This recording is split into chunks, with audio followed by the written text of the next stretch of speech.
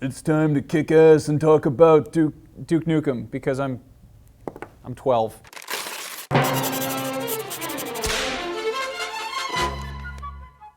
Hey gang, welcome back to another episode of Max Scoville's Study Hall. I'm your host, Max Scoville, and if you're unfamiliar, Study Hall is the show where I take a video game or a particular topic related to video games and then recommend a bunch of other pop culture media that incorporates similar themes. It's pretty simple, right? It's Study Hall.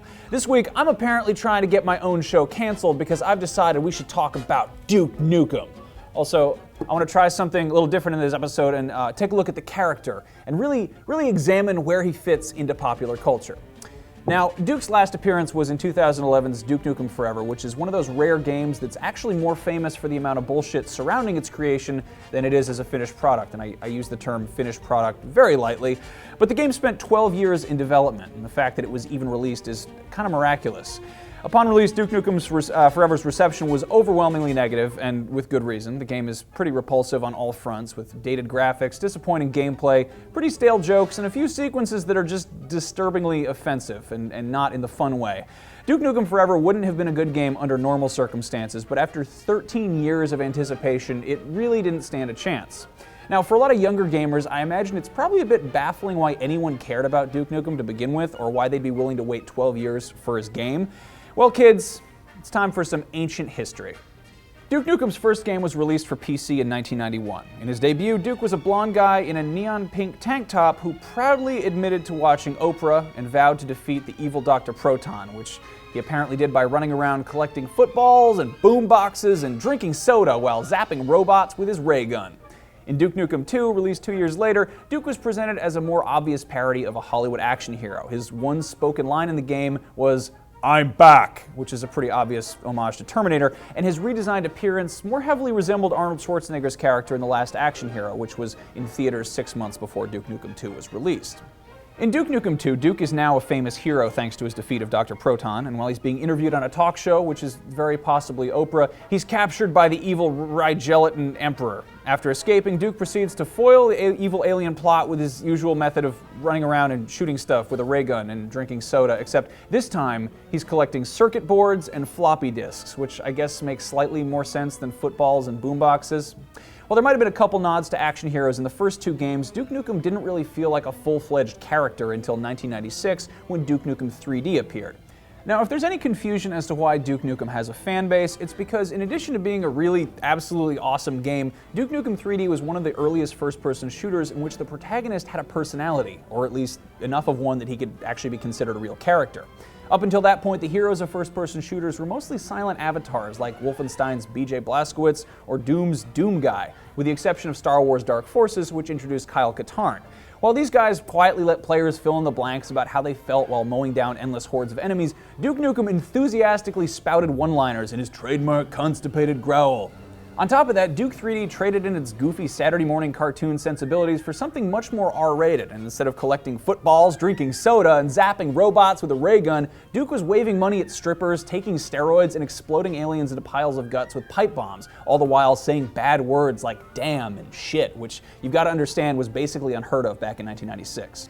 While some of his lines were original, most of Duke Nukem's more famous catchphrases were lifted from existing action movies, so let's talk about some of those movies. "Hail to the king, baby," "Groovy," and "Come get some" were all originally uttered by Bruce Campbell in Army of Darkness, the third movie in the Evil Dead series, which is a must-watch. One of Duke's more famous lines, "It's time to kick ass and chew bubblegum, and I'm all out of gum," is actually misquoting the John Carpenter alien invasion cult classic They Live, in which Rowdy Roddy Piper says, "I have come here to chew bubblegum and kick ass, and I'm all out of bubblegum." That's pretty much how he delivers it. Now, John Carpenter's movies are some of my absolute favorites because they quite frequently feature characters who are so over the top that it's unclear if they're meant to be funny or not. One of my favorite Carpenter movies is Big Trouble in Little China, in which Kurt Russell plays a full-of-himself truck driver named Jack Burton who gets tangled up with a bunch of Chinese black magic and gang warfare.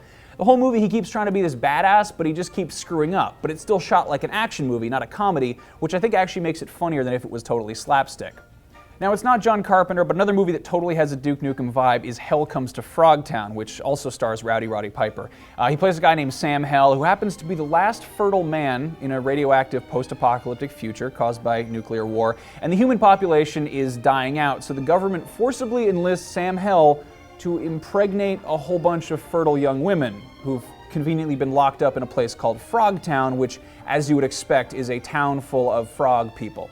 I honestly cannot believe this movie isn't a porno. It's a lot of fun. You should check it out because it's ridiculous. I've thought about it a lot, and I feel what went wrong with Duke Nukem as a character is the people who created him forgot that he's supposed to be sort of a joke. He went from being an over-the-top parody of action movie male power fantasies in Duke Nukem 3D to just sort of a really over-the-top male power fantasy in Duke Nukem Forever, one who tried desperately to come across as this genuinely badass tough guy, all the while spouting references to played-out internet memes or saying stuff that makes him sound like a sociopath. So he's simultaneously trying to be too relatable and at the same time just really not. The way Duke Nukem 3D reinvented itself following Duke Nukem 1 and 2 was part of the reason it was so entertaining. It was a gritty reboot back when that idea was kind of novel. Meanwhile, Duke Nukem Forever spent 12 years trying to recapture that magic and kind of forgot what that magic was somewhere along the way.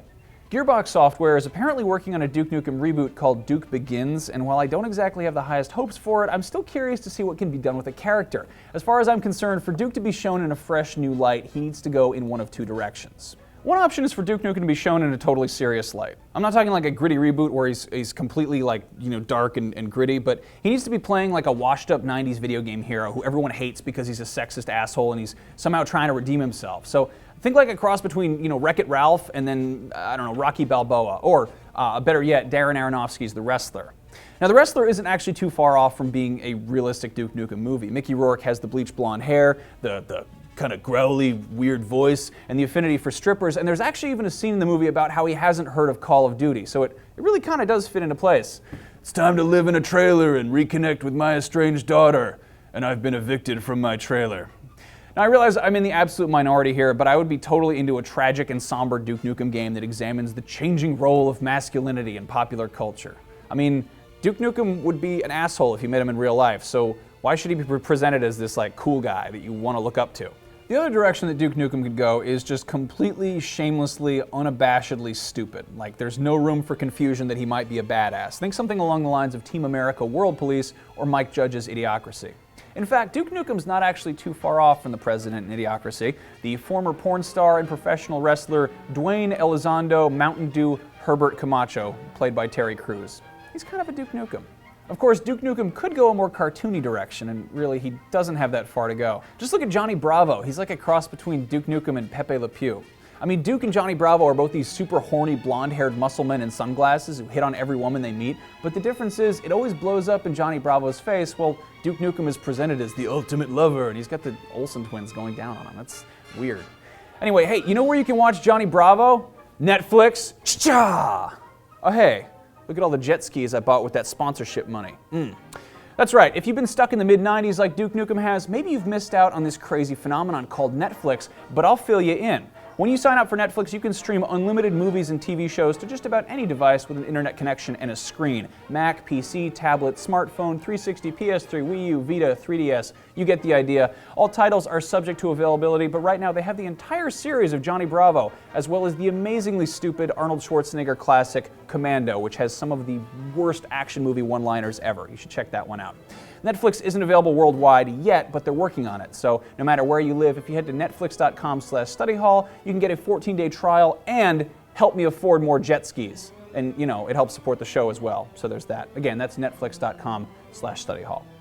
So Duke Nukem Forever was a horrible letdown and stupid in all the wrong ways, but luckily there are a ton of other games coming out these days that are stupid in all the right ways. If for whatever reason you missed it, Far Cry 3 Blood Dragon did the 80s action hero tribute thing extremely well, and that's only $15. Meanwhile, Saints Row 4 is just one big, huge homage to They Live and other crazy, stupid, juvenile things, including punching aliens. Shadow Warrior, which was actually 3D Realms' ninja-flavored follow-up to Duke Nukem 3D, is getting an extremely stupid and very gory remake, which I played at E3 and I'm looking forward to quite a bit. That's hitting PC on September 26th, with console versions coming later after that. If you've never played the original, the awesome folks at Devolver Digital have made it totally free on Steam for Mac and PC, so go play that if you haven't. Sadly, most of the Duke Nukem games are worth skipping, but if you've never played the original Duke Nukem 3D, do yourself a favor and check it out, because it is an absolute classic, and there's a reason people were looking forward to Duke Nukem Forever for 12 goddamn years. You can still get the game DRM-free for $6 on goodoldgames.com, it's GOG.com, and if you want to get technical, you can head to eduke32.com and then get the open source homebrew game engine that'll let you modify the controls and download a high-res pack so it feels like it came out a lot more recently than 1996. If you want to wait around for a full remake, Interceptor Entertainment, who are the guys that just remade Rise of the Triad, are apparently working on Duke Nukem Reloaded, so keep your eyes open for that. Now finally, before we go, I want to share something very special with you. It's a page from my 5th grade English class journal.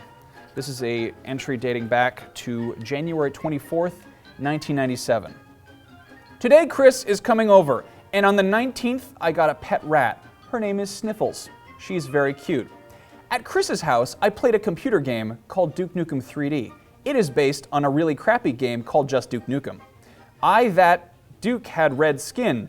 In this, he goes around with all sorts of guns, plus blasts alien scum to a small pile of guts on the ground. It is a really cool game, and he swears in it a lot too. I'm going to write a letter to the makers about a sequel and what I thought about their game. So, took me 16 and a half years, but I guess I finally wrote that letter, this episode. So thank you guys for listening to me wax nostalgic and pitch my crazy, stupid ideas. And as always, you guys are welcome to pitch your own crazy, stupid ideas and drop your own suggestions in the comments. As you might have gathered by today's episode, Study Hall doesn't have to be about new games, so if you got some old classics you want me to talk about, let them rip. This weekend, the whole Rev 3 Games team is going to be up in Seattle for the Penny Arcade Expo, aka PAX. We're having our very own panel on Sunday at 8 p.m. in the Pegasus Theater, and if you see me on the show floor, come say hello. I will tell you what, if you want to know what next week's episode is about, ask me in person and I will tell you, but otherwise, it's a secret. Shh, it's a convention exclusive. Until next time, your face, your ass, what's the difference? I don't have time to play with myself. I've got balls of... Oh, sorry, I'll stop.